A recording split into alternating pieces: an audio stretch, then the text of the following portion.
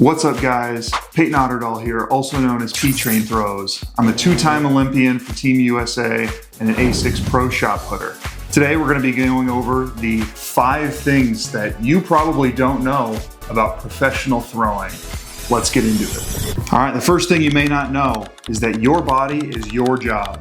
When you're at a high-level professional athlete, your body is how you are going to make your money.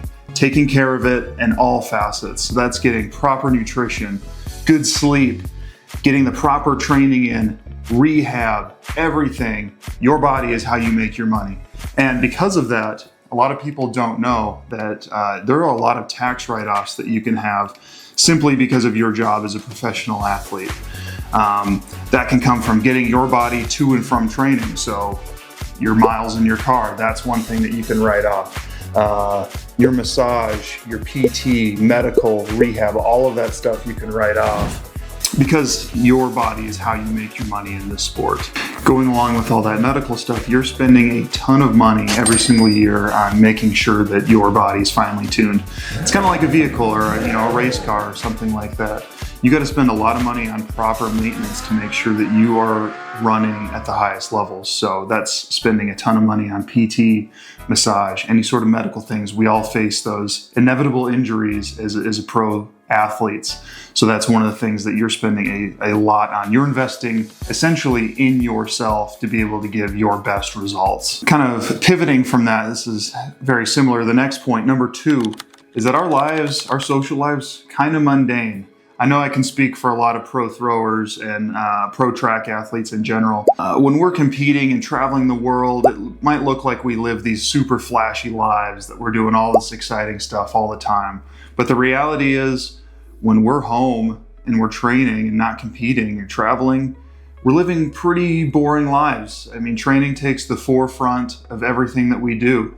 And a lot of that is prioritizing rest and recovery, not taking risks by doing stupid things. We don't go out and drink and party because that's just not going to lead to good results. So if you're a high-level athlete that's taken very seriously, you're not doing any of that stuff. Bringing it back to myself in particular, my hobbies, my biggest hobbies, things that I do at home are things that are pretty low risk. I keep all my reptiles. I have lots of pets. I have my dog. Those are some of my biggest hobbies. Apart from that, I play a lot of video games. I watch TV. I don't go out and do anything. I haven't been downtown or been to the bars in years. Really the only time that I can do that is towards the end of the season. When I'm out with all the other pro shot putters, we like to have some drinks after competitions. That's really about it. So it's very much staying down, staying healthy, keeping your nose to the grindstone, doing the right things, because one little injury and your whole season can be shot. So we don't like to take a lot of high risks like that. We're investing in ourselves. The number 3 thing you may not know about pro throwers, and this goes a lot with the track athletes as well, is the drug testing. We are drug tested a ton in this sport. I can say that for me, I'm drug tested about every 1 to 2 months, mostly for urine, but also blood. They can come in at any time. We have to update our apps to make sure that they can find us at any given moment, or we can get potential filing issues, whereabout issues. It's kind of a 3 strikes and you're out type thing. So we are always staying on top of everything with drug testing. If I'm gonna leave the house for longer than an hour and I can't make it back home within 30 minutes, I have to update it in my app to make sure that they're gonna be able to find me at all times. So it's pretty strict. There's a lot of things that we as athletes would love to change about the drug testing issues, just to give us a little bit more leeway and kind of work with the drug testers to make it easy for both of us. But right now it's a very one-sided system where they want it to be difficult for us, which I understand because they want to catch drug cheats. But it also is pretty unfair to a lot of us athletes that are staying clean, and it doesn't really give us the benefit of the doubt. Point number 4, a lot of people don't realize about the pro athletes is when you're an NCAA athlete, I can speak as a USA athlete that has competed in the NCAA. It might be a little bit different for foreign athletes, but this is how it is for US athletes. When you go from being in the NCAA, you go from having everything taken care of for you, from your medical, your meals, your housing, your training. Everything is taken care of for you. It couldn't be easier. You just have to put in the work at that point and give some effort. But once you graduate, you essentially lose a lot of the things that you had in place for you as a pro athlete. You have to figure out how to build kind of your own support system, not essentially from the ground up. I've been very fortunate that I stayed with my coach from college. I did change schools, so getting used to everything at Nebraska and finding a whole new system down here has been different than the one that I had when I was up in Fargo, North Dakota, where I attended college. So building a support system has taken a lot of years to figure out, honestly. I've been in Nebraska now for 4 years. I feel like I have a pretty decent support system now, but it took a few years to get that figured out. You essentially are on your own at that point. And I know that a lot of pro athletes are not as fortunate where they get to train at universities and stay with their same coach. They go it alone, so they're figuring out how to do all of this stuff on their own. I mean, you go from having everything to nothing, basically. So that's one aspect. The support system, finding and building that is pretty hard. A lot of the times you're also training on your own. Some college systems have so many athletes that you can't really join their group, or maybe you're not even working with an NCAA system, you're training on your own. So you're literally training by yourself, completely self-motivated. Not having a training group, which can be incredibly difficult. Traveling is another thing. You're traveling by yourself everywhere you go. I mean, you travel with the team when you're in college.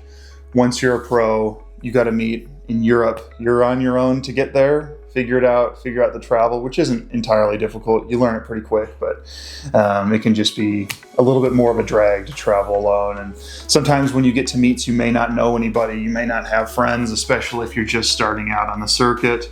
You're going to a pre-meet, you're by yourself, because more times than not, you're not going to have your coach there. So it's definitely figuring out how to do things by yourself and become a lot more self-sufficient as a pro athlete, as opposed to when you're in the NCAA, almost everything is taken care of for you. All right, the fifth and final thing that you may not know about professional throwing, professional athletes. I'm speaking in general for a lot of track athletes, but this one is especially toward the throws and the field events, is the level of financial uncertainty that we have.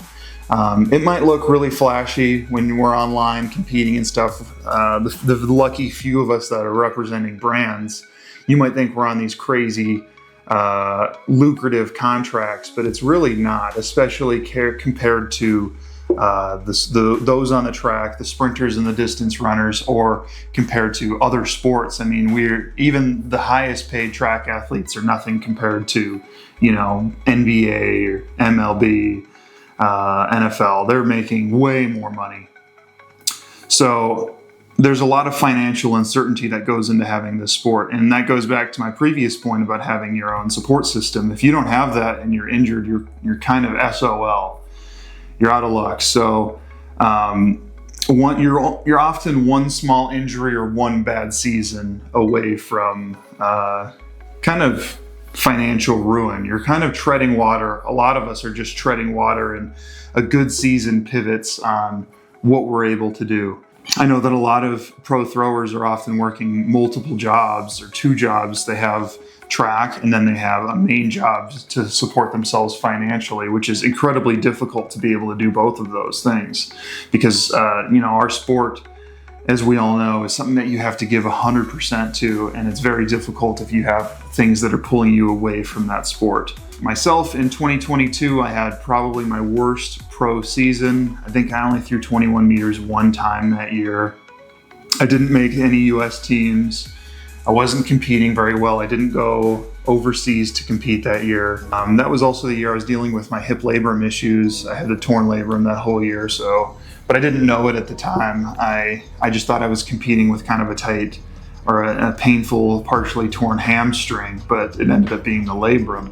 So I competed that whole year, and poorly, honestly. I did super bad. I was just tearing through all the savings that I had from the previous couple years, and Luckily, I was able to get that hip surgery done, and that solved the problem, and I ended up having a good 2023 season, which ultimately saved me. I was going to have to reevaluate of how long I was able to stay in this sport if it weren't for that, because I would not have been able to keep competing at that level. I would have had to probably step away from the sport at that point. So it's definitely difficult financially. I know a lot of other throwers especially have gone through hard times financially, because this is just, it's a grueling sport. It's just as hard as any other.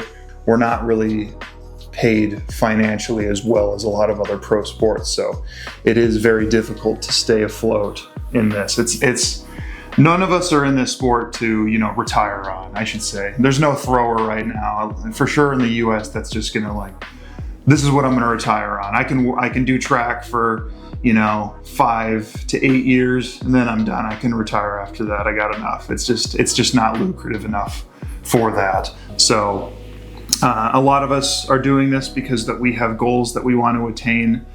If you are in track and field, especially throwing for the money, you are doing the wrong thing. You're in the wrong sport. You can get a 9-to-5 that will probably pay you a lot better than pro track does. All right, so those are the 5 things that you may not know about professional throwing, professional track, being a lesser known professional athlete. Hope that you learned a thing or two. Appreciate you as always for watching the videos. Like and subscribe if you're not. We'll see you in the next one. Hey! All right, place them on the table.